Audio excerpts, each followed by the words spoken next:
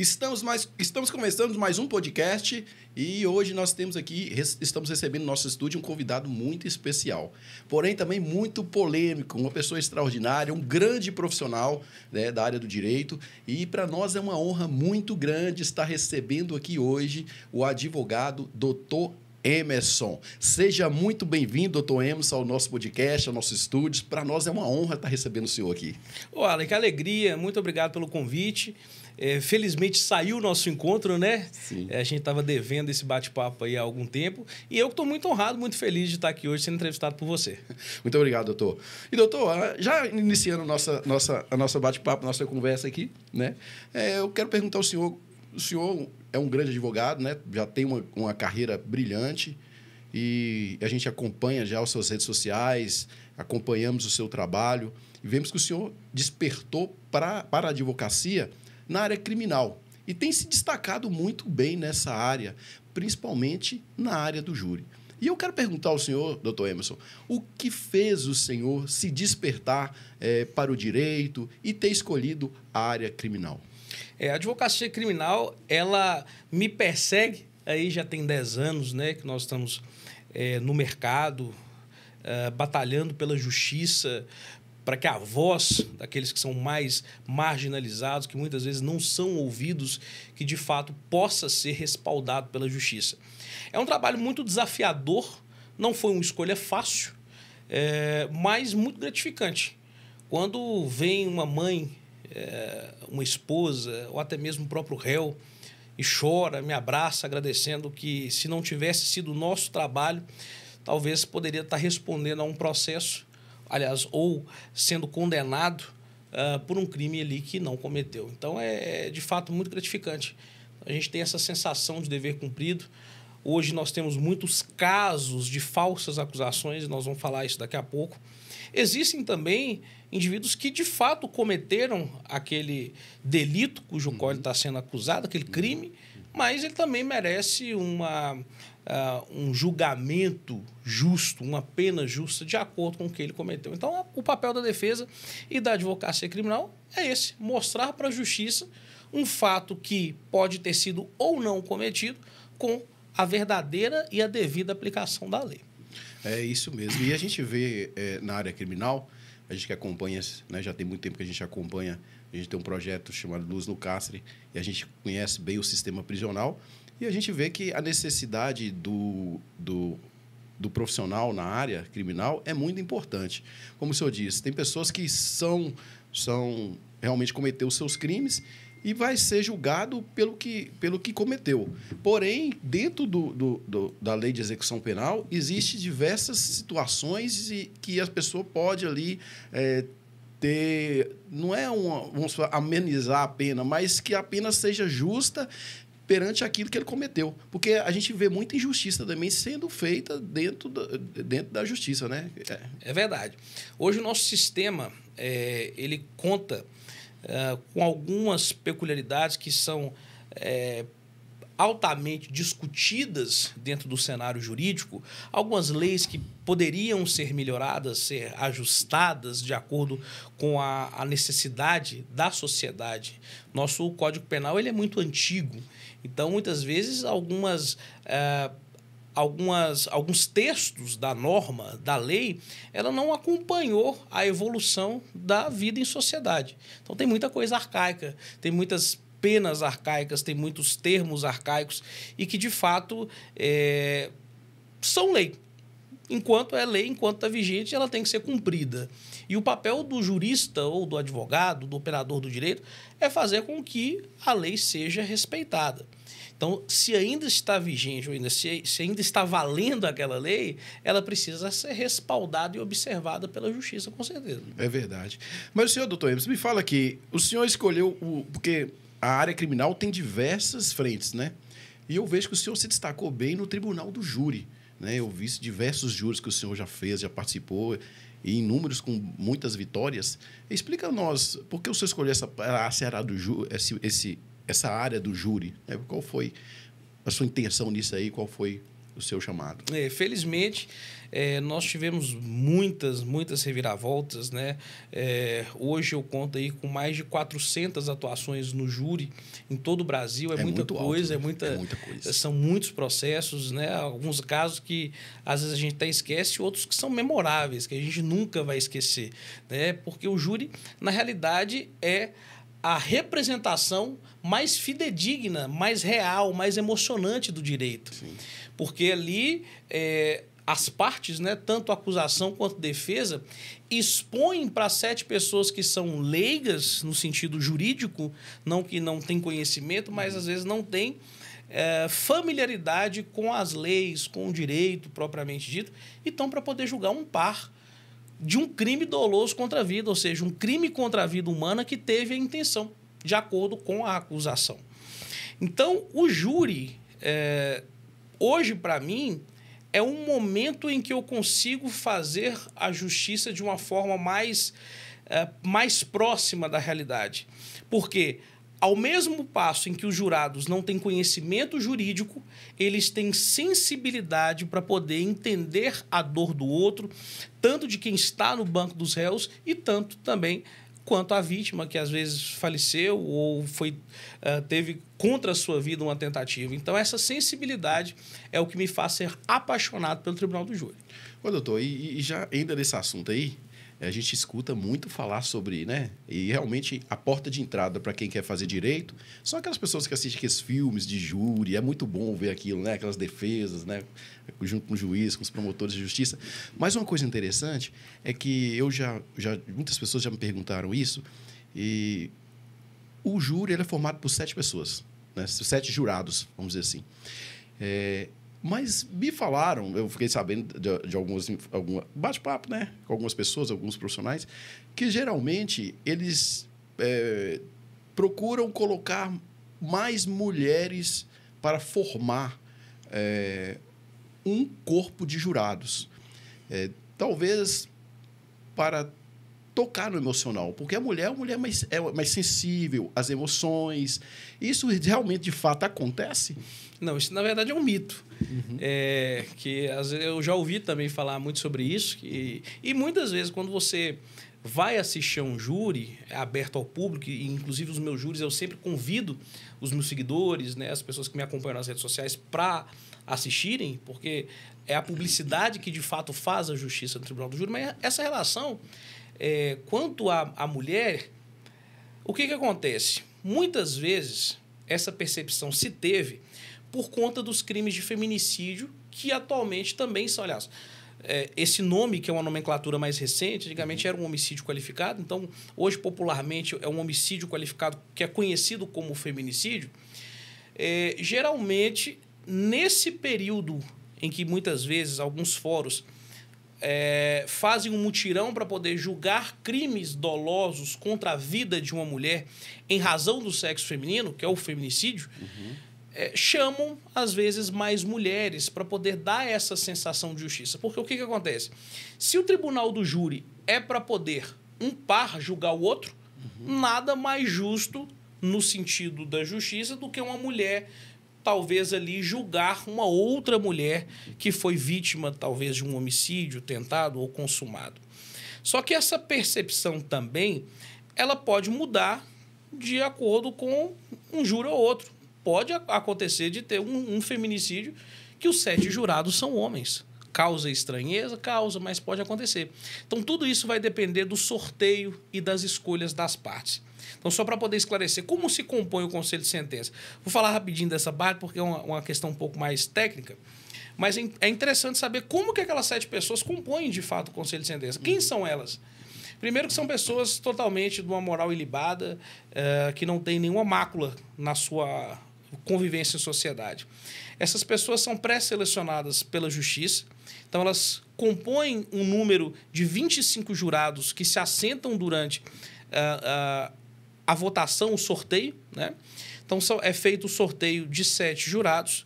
Cada uma das partes, tanto a acusação quanto a defesa, tem o direito de recusar imotivadamente, ou seja, sem dar uma fundamentação, sem dar uma justificativa por que está renunciando ou recusando aquele jurado. Então, defesa e acusação pode perfeitamente recusar 3 jurados. Sorteia, levanta o jurado ou a jurada e as partes dizem se aceitam ou se recusam. E assim compõem os 7 jurados no Conselho de Sentença. Que bom, é bom a gente saber um pouquinho, né? E o público que está nos assistindo também entender como compõe o corpo de jurados. Porque muitas vezes as pessoas julgam por falta de conhecimento, né? Então a gente precisa saber mais conhecimento. Por isso nós trouxemos aqui o Dr. Emerson aqui hoje para estar nos explicando um pouquinho mais sobre sobre a área criminal. Mas, doutor, nós sabemos também que o senhor também é muito polêmico nos seus júris. E vendo um dos vídeos do senhor, eu vi que uma vez, parece que foi um promotor, te chamou de palhaço, parece que ele foi para cima do senhor, foi com agressão para cima do senhor, e o senhor foi também deu uma resposta bem coerente, toma lá da cá, e foi uma coisa bem polêmica mesmo. E me fala como é que foi isso aí. Esse foi um júri que eu fiz em São Paulo, numa cidade perto de Ribeirão Preto, em Colina, no interior de São Paulo, em que os debates fluíam muito bem até o momento em que eu comecei a apresentar provas eficazes que o meu cliente não tinha participação naquele homicídio. E eu comecei a mostrar isso com muita clareza para os jurados. E eu estava dentro de uma linha de raciocínio em que os jurados estavam me acompanhando. E aí o promotor perdeu a estribeira e ele partiu para um outro lado que, de fato, a gente rechaça, abomina, que é o desrespeito, a falta de decoro, de equilíbrio, os ataques à honra pessoal. Porque o júri é confusão mesmo, né? Às vezes as partes elas vão ali se engalfinhar. Só que tudo dentro de um limite de respeito, humanidade, sem ataque à honra pessoal. E aí, quando o promotor, de fato, me chamou de palhaço, ele extrapolou o julgamento, aquilo que ele poderia, o que ele deveria dentro de um julgamento, e feriu a minha honra pessoal. E, de fato, eu precisei agir naquele momento para que a situação pudesse ser equilibrada. O juiz deu um intervalo ali de 5 minutos para as partes se recomporem. Hoje eu tenho, isso aí foi há alguns anos atrás, hoje em dia eu tenho uma forma mais mansa de conduzir o júri, né? Porque, na realidade, está todo mundo ali com o calor, aliás, com os ânimos à flor da pele, o que a gente chama de estado de júri, muito sensível e realmente uma concentração muito profunda. Na realidade, igual quinta-feira agora eu tenho um júri do caso do Alexandre, aquele advogado que foi assassinado e concretado no quintal de uma casa, quinta-feira agora, né, dia 16. Então, eu me preparo, às vezes, um mês, uma semana, com a concentração absoluta para poder fazer uma boa defesa. Então, realmente, a gente está ali meio sensível, né? Então, qualquer coisa, realmente, pode acontecer um explodido. E ali você está representando uma vida, né? É um futuro, né? Um destino de uma pessoa. Muita responsabilidade, né? Uma responsabilidade muito grande. Importante ter essa sensibilidade. Então, do outro lado também tem como você falou, está a flor da pele. Então, quando se choca, tem essa confusão aí. É verdade. Mas aí, doutor, então o senhor falou que vai ter um júri agora dia quinta-feira e é aberto ao público? As pessoas podem assistir esse júri? Ou não? Aberto ao público. Inclusive, é bem provável que o plenário vai se encher bastante, porque foi um crime que chocou muito a cidade de Montes Claros. Sim. Foi um advogado, né? Foi o advogado que foi assassinado, né? Meu cliente ele é um dos réus que está sendo acusado de ter participado na morte desse advogado. E foi algo que realmente parou a cidade de Montes Claros durante um tempo, porque o caso ele começou com um desaparecimento. As pessoas, na verdade, não sabiam o que tinha acontecido com o advogado, com o Alexandre. E aí, a partir das investigações, inclusive conduzida pela doutora Franciele Drummond, uma delegada fantástica que conduz um trabalho, hoje está na Delegacia de Homicídios, conduzindo um trabalho excepcional. E aí, com menos de uma semana, ela conseguiu elucidar o caso e descobriu que, de fato, com sua expertise da sua equipe, descobriu que, na verdade, não se passou, que não era um desaparecimento, era um caso de homicídio e começou a ser investigado nesse sentido. Sim, e você que tem curiosidade aí de saber como é que o doutor Emerson atua, você está convidado para poder ir lá quinta-feira assistir o júri no doutor Emerson, quinta-feira, dia 16, agora, 9 horas da manhã. E geralmente o júri pode durar até mais de um dia, né, doutor? Eu já fiz júri que durou 4, 5 dias. E corre madrugada fora, tem um intervalo, os jurados são recolhidos, às vezes no próprio fórum, quando não tem um hotel judicial. Então, tem júris muito prolongados. Casos famosos, por exemplo, da Boate Kiss, que demorou uma semana, né? O da própria Flor de Lis, que quando eu não era advogado dela, que também durou quase uma semana, né? Foram 6 dias de julgamento. Então, realmente existem algumas alguns júris, alguns julgamentos que podem estender aí dias, né? Geralmente são muitas horas. Sim. Uma coisa que eu percebi no decorrer dos anos é porque antigamente, vamos falar assim, antigamente assim, uns 15 anos, 20 anos atrás, os casos de homicídios, eu estou falando desde Montes Claros, geralmente a gente via aí homicídios que chamaram bastante atenção em Montes Claros, por exemplo, o caso de Djalma Dalprínio, Sim. outros homicídios que tiveram aqui. O Igor Xavier, sim. né? Que tomaram, por exemplo, de Djalma, pessoas tomaram aí menos de 20 anos de sentença. É verdade. Já os casos que, recentemente, de uns 5 anos para cá, a gente tem visto sentenças muito altas, acima de 30, de 40 anos. Por que isso, se a lei é a mesma? Era a mesma, né? É isso que eu queria entender, né? Porque há um crime que foi chocante, mas eu também teve uma pena baixa e outro que também é chocante, teve uma pena muito alta. Eu olho casos de repercussão nacional, né? Que realmente tiveram penas muito mais baixas do que casos mais simples que a gente vê por aí. O que acontece? A legislação é a mesma e não mudou, tá? Isso vai muito do que está envolvido ali com o crime, porque para cada homicídio existe uma circunstância diferente. Então, existe na legislação o que a gente chama de qualificadoras e causas de aumento. O que são isso? São circunstâncias que deixam o crime mais grave. E é como um tijolinho. Cada tijolinho que vai colocando nessa casa, ela vai aumentando, né? Cada milho que essa galinha come, ela vai enchendo mais o papo. E essas são as qualificadoras. São circunstâncias que deixam o crime mais reprovável, digamos assim, né? Então, a gente analisa qual foi a motivação, o meio empregado, as circunstâncias, às vezes se foi a traição, a emboscada, se o meio foi cruel. Então, tem muitas circunstâncias que podem fazer com que o crime, com que aquele homicídio, especificamente falando, seja mais gravoso e tenha uma pena, uma aplicação de uma reprimenda de uma pena mais alta em relação a outros. Então, é essa. E só complementando esse ponto aí, nós também porque a aplicação, os jurados, eles decidem se tem qualificadora, se o réu é inocente, culpado, falando a um grosso modo, mas quem coloca o quantum de pena, a pena propriamente dita, é o juiz. É ele quem faz a dosimetria da pena. Então, às vezes, o caso tem uma repercussão maior para poder mostrar um poder mais efetivo por parte da justiça. Às vezes, o juiz ele dá um crivo de reprobabilidade maior e aumenta um pouco mais a pena. Então, nós temos circunstâncias como essas. São situações diferentes que fazem com que a pena seja maior ou menor, dependendo. Entendi, doutor. E, doutor, deixa eu fazer uma pergunta para o senhor bem interessante. Já teve algum júri que o senhor participou, que o seu cliente tomou uma pena muito alta, mas o senhor conseguiu recorrer isso e diminuir essa pena? Muitos casos. Teve casos de clientes meus que foram condenados a pena de 40, 30 e tantos anos. E aí, quando chegou lá no tribunal, o tribunal entendeu, não. É uma pena exagerada, exacerbada. É por isso que existem os recursos, o que a gente chama de duplo grau de jurisdição. Felizmente, né, nós temos as cortes, né, os tribunais de justiça, o STJ, o STF, que podem reexaminar um julgamento que foi feito. Então, dependendo das circunstâncias, dependendo da situação, o tribunal pode avaliar que determinado réu foi mal julgado, não deveria ter sido assim, deveria ter sido de outra forma. Existem circunstâncias que não estão presentes e não devem ser aplicadas. Existiram nulidades. O que é isso? São situações que não podem acontecer de jeito nenhum no júri. Por exemplo, a acusação falar que o réu na audiência ficou em silêncio para poder prejudicá-lo. Isso é uma causa de nulidade e foi o que aconteceu. Nós vamos falar sobre isso no júri da Flor de Lis.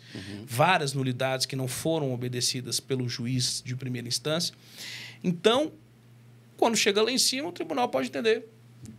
Não, essa situação ela não está presente, isso aí não deve ser revisto, houve nulidade inadmissíveis, cujo qual não deve prosperar essa decisão, prosperar esse júri, e muitas vezes ele é anulado. Entendi, doutor. Eu já estou falando aí da Flor de Lis, e uma coisa que chamou bastante atenção nossa, principalmente de Montes Claros, foi quando o senhor foi convidado, não sei por que o senhor vai falar aqui, porque o senhor foi convidado para ser o advogado da Flor de Lis, né? E para quem não sabe quem é a Flor de Lis é a pastora, cantora, esposa do do Anderson do Carmo, né? O pastor Anderson do Carmo, deputada estadual pelo Estado Federal, né? Pelo Estado do Rio de Janeiro. E o doutor Emerson, né? Daqui da cidade de Montes Claros, Minas Gerais, foi o principal advogado da Flor de Lis. Eu gostaria de saber mais como que o senhor conseguiu essa causa, como o senhor chegou nessa causa aí da Flor de Lis. Perfeito. Na verdade, houveram outros advogados que me antecederam, né? O doutor Rodrigo Faux, do Paraná, a doutora Janeira Rocha, do Rio de Janeiro, que fizeram também, executaram um brilhante trabalho, um júri impecável. A decisão, de fato, do Tribunal do Júri, ela foi muito pesada, inclusive injusta, e eu vou dar minha opinião em relação ao caso. De fato, vou falar o que eu penso sobre o que eu li do processo, o que eu ouvi da própria Flor de Lis. Então, a sentença de 50 anos e 28 dias foi algo que, de fato, foi muito exagerado por parte da Justiça, ainda que reconhecida a culpabilidade dela. Eu advoguei no Rio de Janeiro durante muito tempo. Logo no início da minha advocacia criminal, eu ficava nesse paralelo, eu ficava indo lá e cá. E nessa minha andança pelo Rio, eu advoguei para uma colega de cela da Flor de Lis. E ela comentou, né, ela falando já sobre o resultado do julgamento, e essa minha ex-cliente comentou com ela, falou assim, olha, para homicídio, matou Emerson Cordeiro lá de Minas Gerais. E aí, você quer encarar? Ela falou, olha, minha situação já está um pouco complicada, então manda chamar. E aí, a Paula Barros, que é a assessora dela, pastora também, Paula do Vôlei, entrou em contato comigo e nós começamos a fazer o acompanhamento e alguns pedidos no processo da Flor de Lis. Só que o que acontece? A logística, de fato, ela ficou um pouco difícil para que eu pudesse acompanhar com riqueza de detalhes, com toda a determinação, com toda a dedicação que ela merecia no caso, que o caso em si merecia. Então, para mim, ficou um pouco inviável, custoso, né? Então, na realidade, não por nenhuma questão em relação à Flor de Lis, ao caso propriamente dito, até porque eu tenho, eu posso dizer assim, eu tenho uma relação de confiança que foi estabelecida com a Flor de Lis, né? Tem coisas que eu sei que não está no processo, que não foi divulgado na mídia, que eu também não vou falar, mas da minha percepção do processo, da minha atuação e das minhas conversas com ela, eu tenho absoluta certeza hoje que ela não teve participação na morte do Anderson do Carmo. Eu tenho motivos e razões evidentes para poder falar, e onde eu vou, eu sempre falo que eu acredito absolutamente na inocência da Flor de Lis. E foi um caso que chamou muita atenção, né, doutor? Foi um caso que chocou, principalmente o mundo gospel, né? Porque muitos pastores, no início, quando ela foi... né, quando o pastor Anderson morreu, foi assassinado, muitos pastores ficaram do lado dela, né? Muitas pessoas... E as evidências foram mostrando, pelo menos a justiça foi mostrando, que ela tinha uma certa participação. Mas ali, você sabia que na casa dela morava muita gente, né? Ela abrigava muitas pessoas, muitos filhos.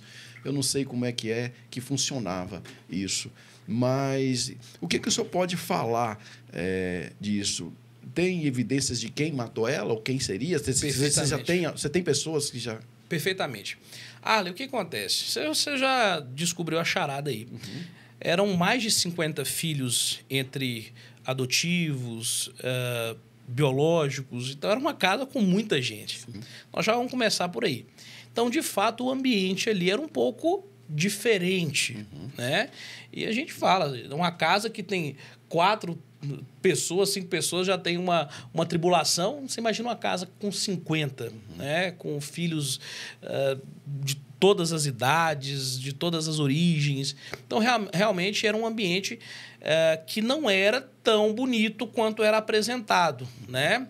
A atitude da Flor de Lis é uma atitude muito louvável, de ter trazido esses filhos, de ter cuidado, de ter dado a eles educação, ter dado condições de dignidade. Só que era um ambiente um pouco hostil, né? Existiam diferenças entre os filhos, existiam algumas brigas. E o que acontece? A Flor de Lis, ela tinha 9 templos na região metropolitana do Rio de Janeiro, sendo o templo principal em Niterói, né, que é a igreja Cidade de Fogo, Ministério Flor de Lis. Eram 9 igrejas e ela ainda era deputada federal, tinha os projetos, tinha as ONGs.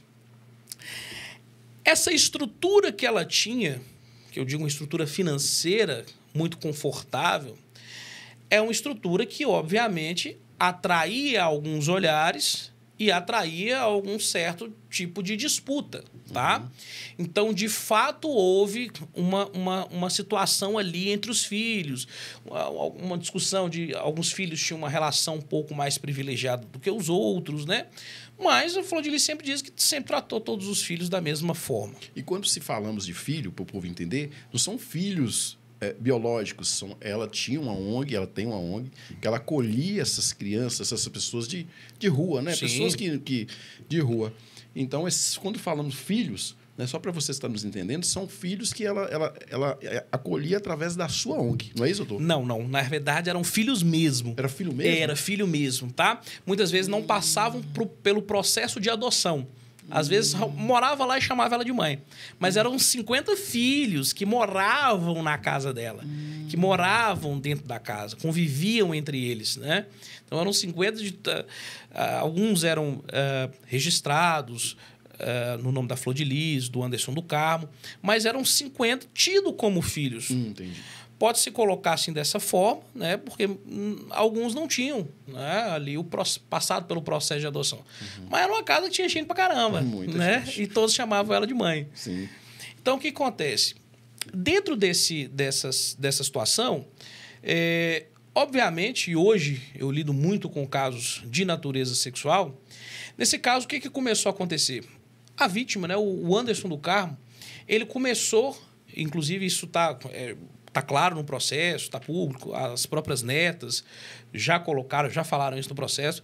Ele começou a abusar sexualmente dessas filhas e netas. Né? Ele teve um relacionamento primeiro com a Simone, que é uma das filhas biológicas da Flor de Lis, e começou a abusar sexualmente de algumas filhas e netas da Flor de Lis.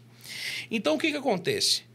Hoje, o meu entendimento claríssimo é que, de fato, alguns dos filhos arquitetaram a morte do Anderson do Carmo por conta desses abusos, dessas violências e de tudo que vinham sofrendo ao longo dos anos.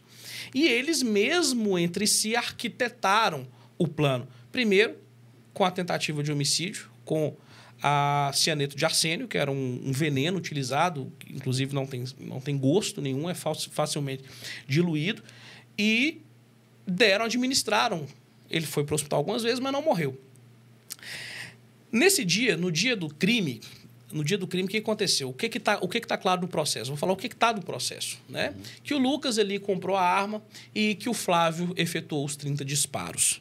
Aí ficou aquela situação, foi assalto, não foi? Enfim, você até comentou que muitos cantores, muitas pessoas do meio gospel deram todo o respaldo a ela. E ela, de fato, tinha um relacionamento muito forte com o marido. Eles estavam juntos há muitos anos, inclusive a época que ela perdeu a memória, que ela não lembrava de absolutamente nada, foi ele quem ficou do lado dela o tempo inteiro. Então, ela tinha uma verdadeira adoração pelo marido, um amor muito grande por esse marido, né? Mesmo com tudo o que havia acontecendo. Então, assim, às vezes eu me questiono, até mesmo pela lógica, né? Não precisa nem aprofundar dentro do processo.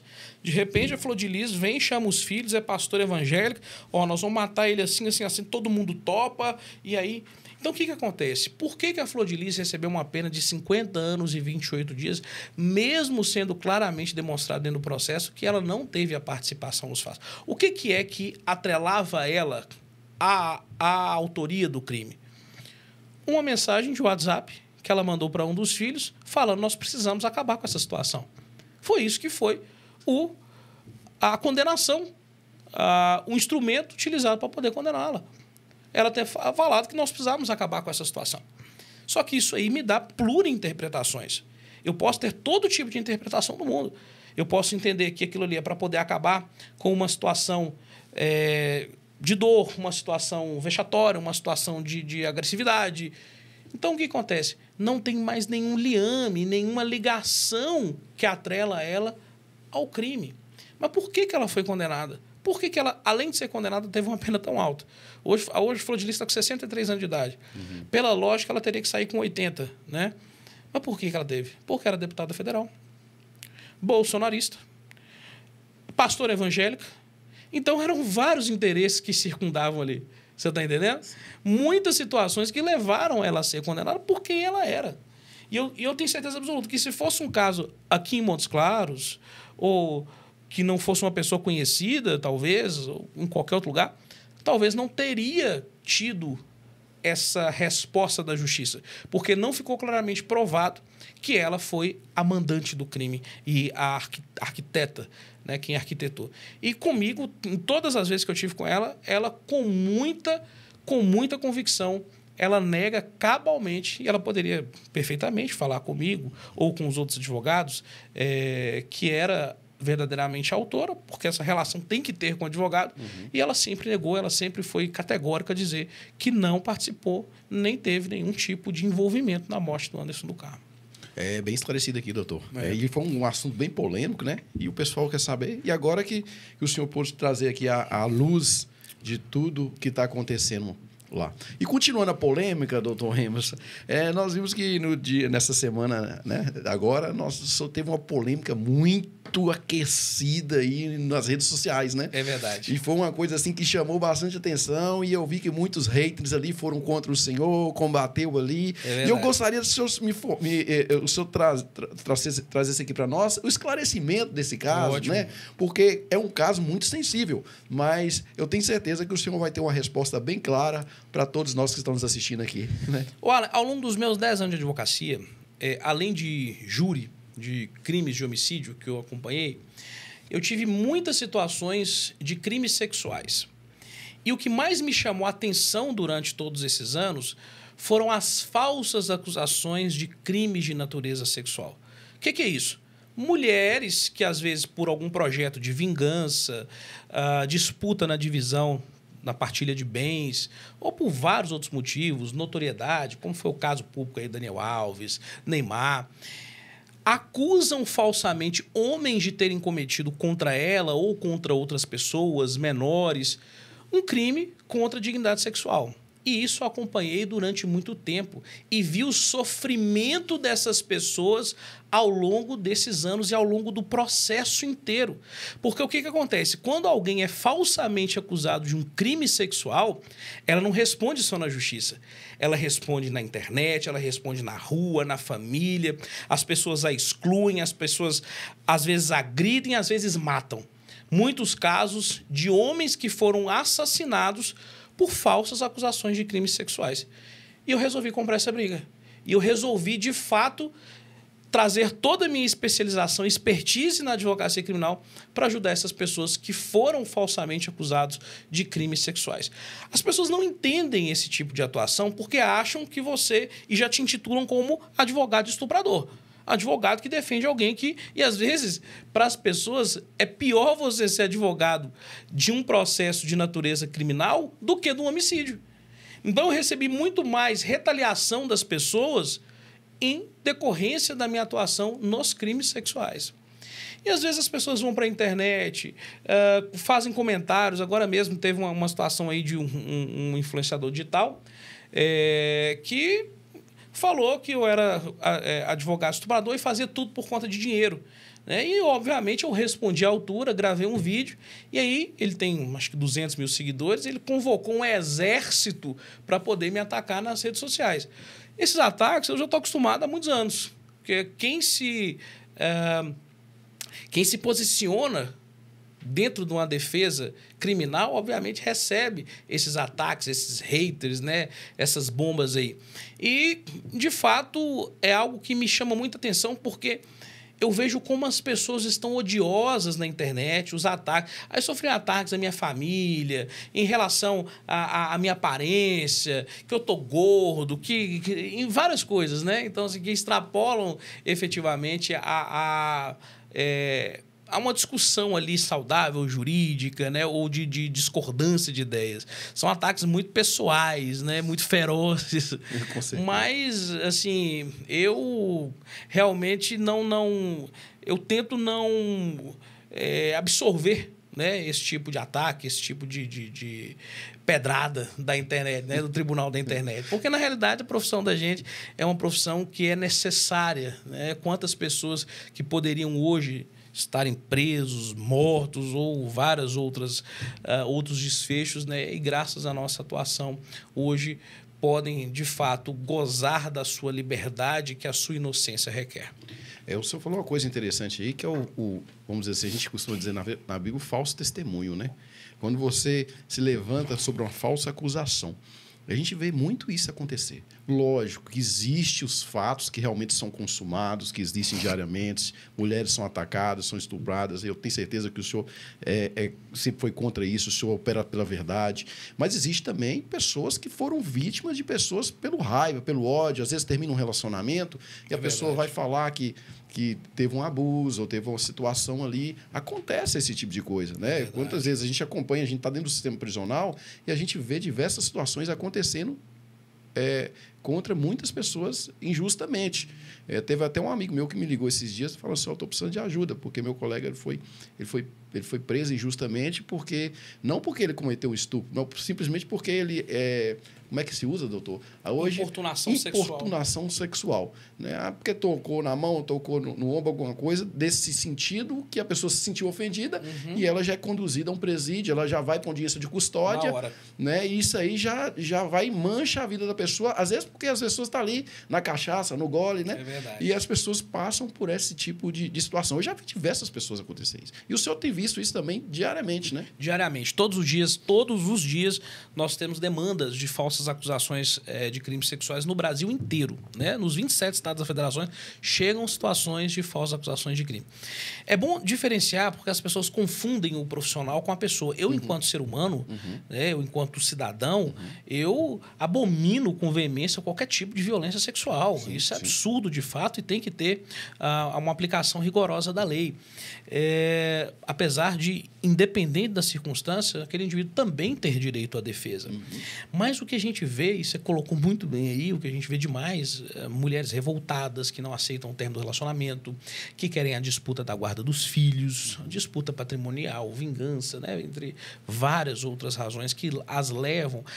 O que a gente tem também, né? Inclusive há na literatura das falsas acusações de crimes sexuais, a síndrome da mulher de Potifar. Lembra de José do Egito? Com certeza.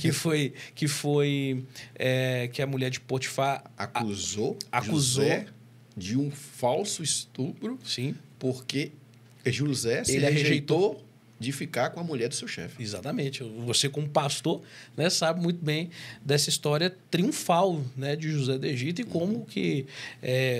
como terminou. Né? Então, é o que a gente chama também dentro das falsas acusações de crimes sexuais, da síndrome da mulher de Potifar. Existem mulheres que são rejeitadas, que querem aquele homem. Às vezes são situações que não são tão recorrentes como outras, mas que também os acusam por conta disso. Né? Diferente de um caso, porque tem que deixar bem claro aqui para as pessoas que estão nos assistindo, o doutor Emerson é um operador do direito. É uma pessoa que ele opera pela justiça.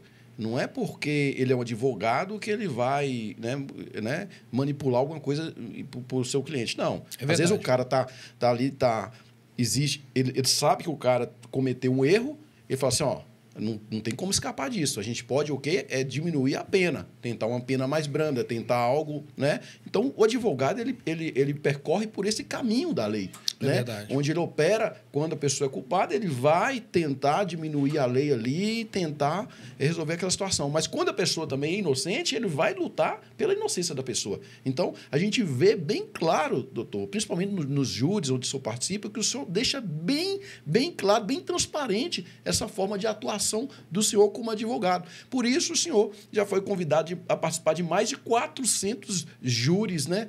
Diretamente e indiretamente, e é muito perceptível a atuação do senhor como um grande profissional do direito. Mas eu quero dizer para você, o senhor falou uma coisa bem interessante, que é a questão do estupro.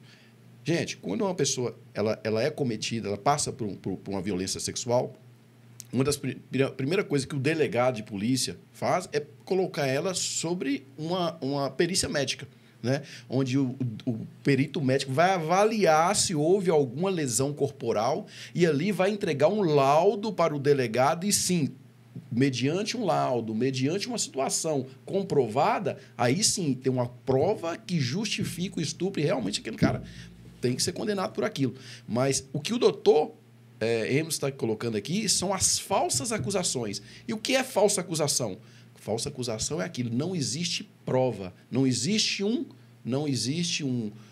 termo da polícia técnica, né, vamos dizer assim, da polícia judiciária que é o médico legista, que fez um laudo, não existe isso, não existe filmagem, não existe nenhuma situação que prova que aquela pessoa fez aquilo.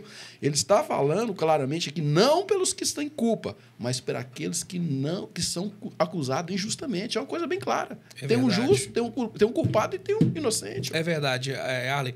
E, assim, o que mais chama atenção os crimes sexuais é o poder da palavra da mulher, da vítima. Muitas vezes, o crime sexual ou não crime sexual acontece no ambiente clandestino, em que geralmente só está o possível, o suposto agressor e a suposta vítima. Então, a palavra dela ganha muito poder. Então, se você está ali em um ambiente, a mulher liga para a polícia na hora, fala assim, olha, fui estuprada, fui assediada, fui importunada. A primeira coisa que a polícia militar vai fazer é te conduzir para a delegacia.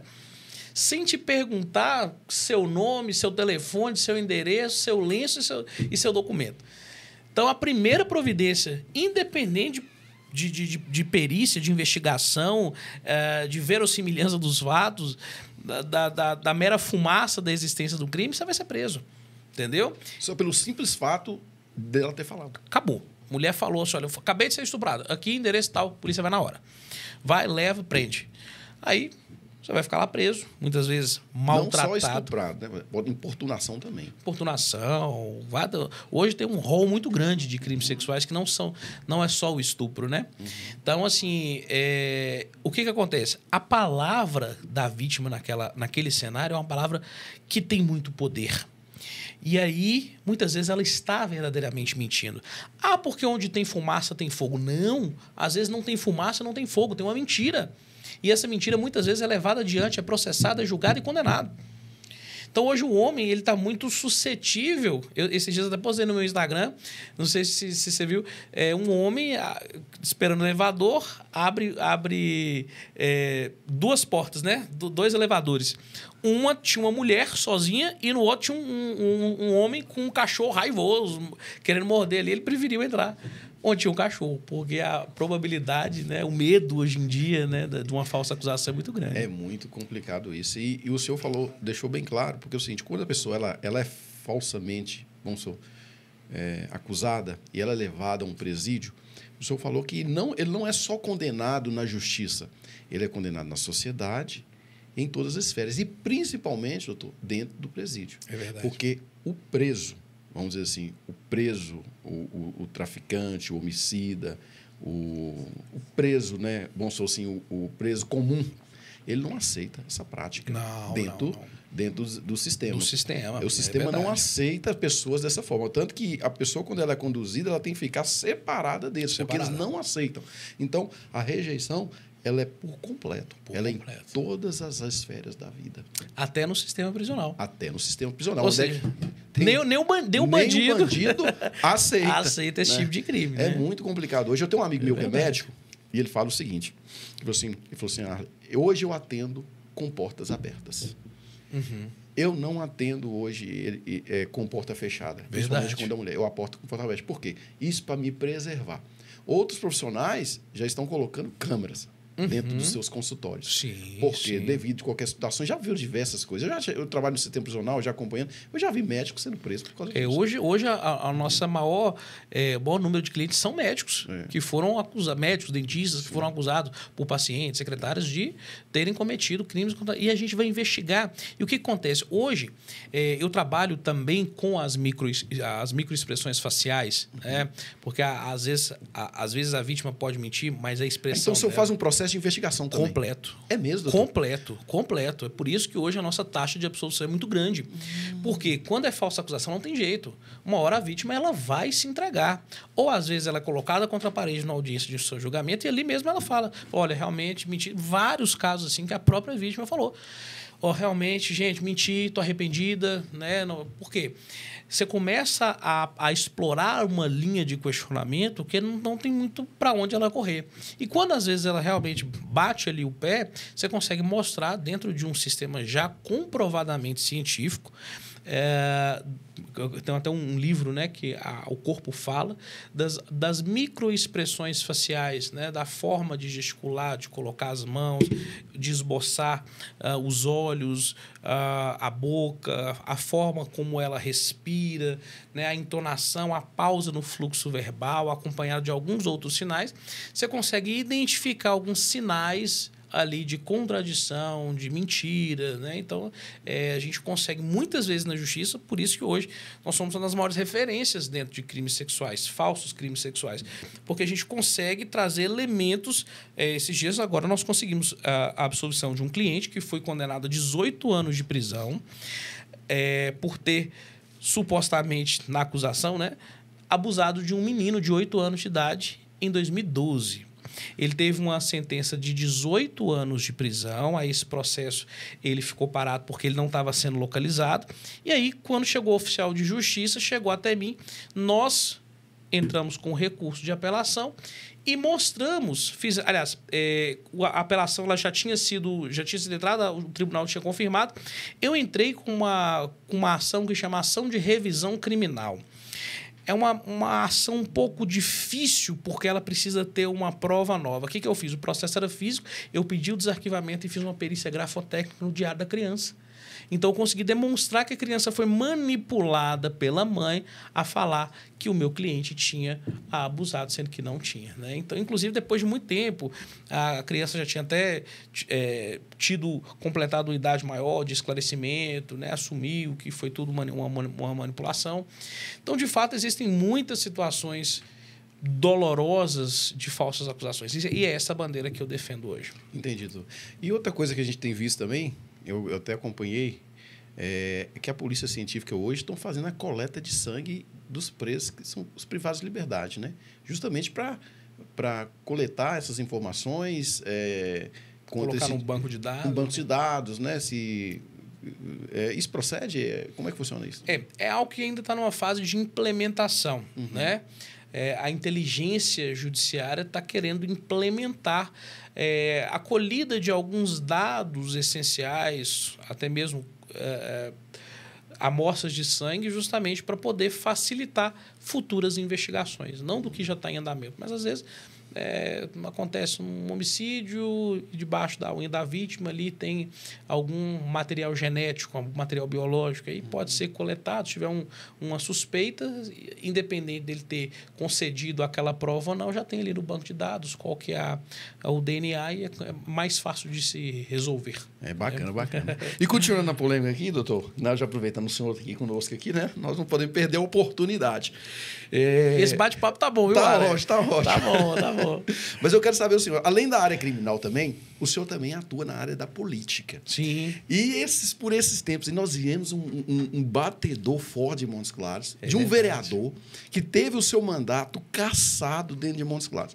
Isso chamou bastante atenção nossa, porque é um vereador bastante conhecido, é um pastor evangélico. Sim, sim. E eu vi que ele chegou a ser cassado, ele chegou a ser tirado do cargo, mas depois ele voltou para o cargo. Eu queria entender melhor um pouquinho, doutor Emerson, o que aconteceu para que esse vereador fosse cassado. Que reviravolta, e eu fico muito feliz de você ter abordado esse assunto, até mesmo para poder esclarecer para muita gente que não sabe o que aconteceu com o bispo Stalin. Hoje eu sou assessor jurídico dele, junto à Câmara Municipal, e acompanhei do início ao fim. O que acontece?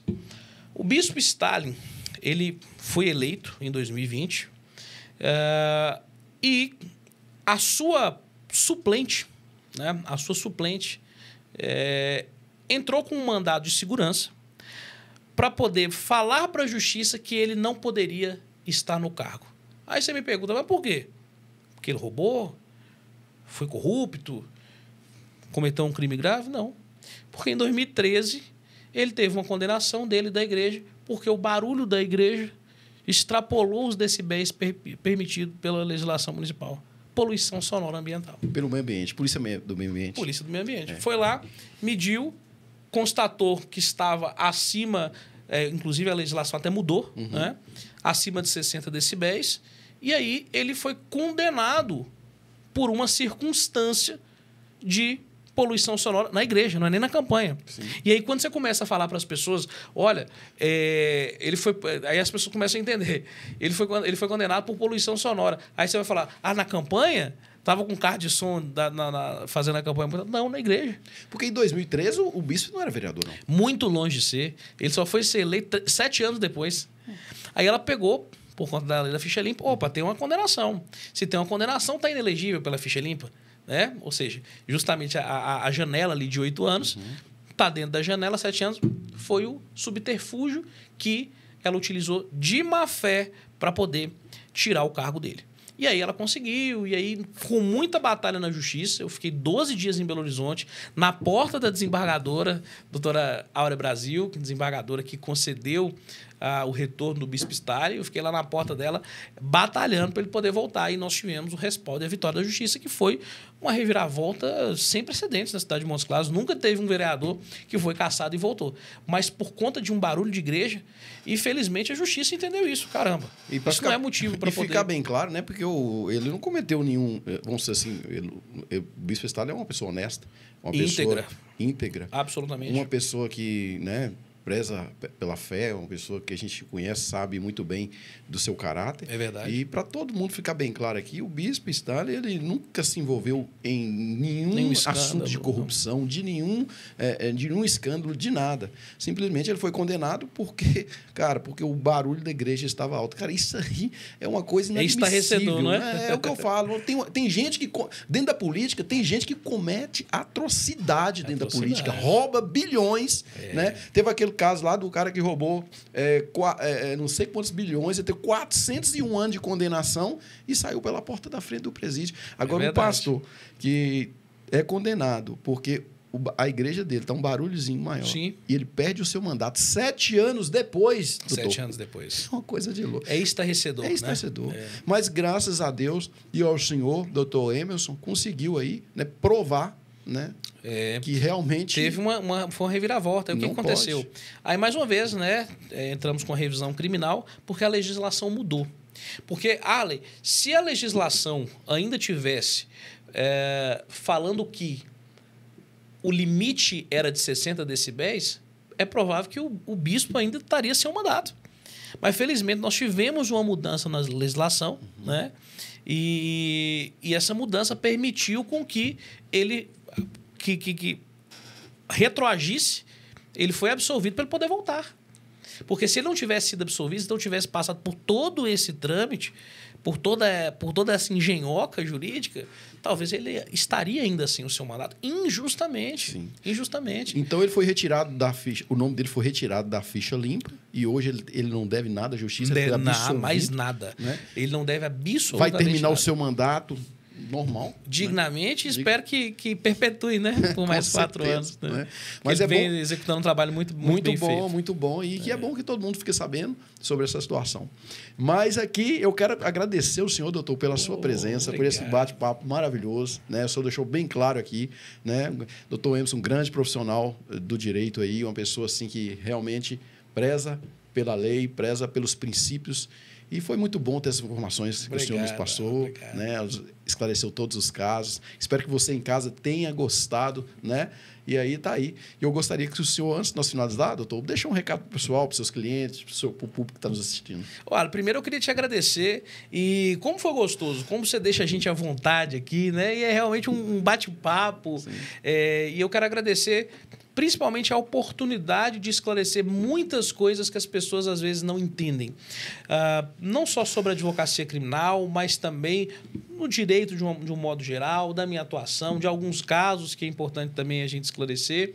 E fiquei muito honrado, muito feliz. Quando você me convidou, topei na hora. Você é uma pessoa que eu tenho uma grande admiração, desenvolve um trabalho fantástico. Quem dera se mais pessoas tivessem essa iniciativa. A Luz no Cárcere realmente é algo que é necessário, porque são pessoas ali que estão não só aprisionadas pela justiça, mas espiritualmente também. Então, o trabalho de evangelização e de esperança que vocês levam àquelas pessoas é muito importante e nós, enquanto sociedade, agradecemos. Vocês fazem, vocês alcançam muitas vezes o que o poder público não alcança e sem o dinheiro público, né? Que é o mais desafiador. Sim, então, eu queria te agradecer, né, toda a sua equipe aqui do podcast. E me convide mais vezes, vamos bater mais papo, tem muita coisa para a gente conversar. As portas estão abertas para o senhor, viu? Foi muito bom mesmo ter o senhor, né, aqui. E volte mais vezes. Nós vamos bater. Eu acho que tem muito caso. Quem tem 400 júri, tem caso para contar. Tem muita história. Tem muita história. Então, seja muito bem-vindo. Gente, estamos finalizando mais um podcast. Eu quero convidar você a curtir, a inscrever no canal, né? Real Podcast 10. Inscreve no canal do YouTube. Segue nós na página do Instagram, Real Podcast 10. Vai lá, curte, comenta. E essa entrevista foi sensacional. Pega o aviãozinho aí, ó, compartilha aí e manda essa entrevista aí, viu? E se você precisa de um advogado bom, do criminalista, tá aqui, Dr. Emerson. Show de bola. Um abração para vocês e até a próxima, se Deus quiser.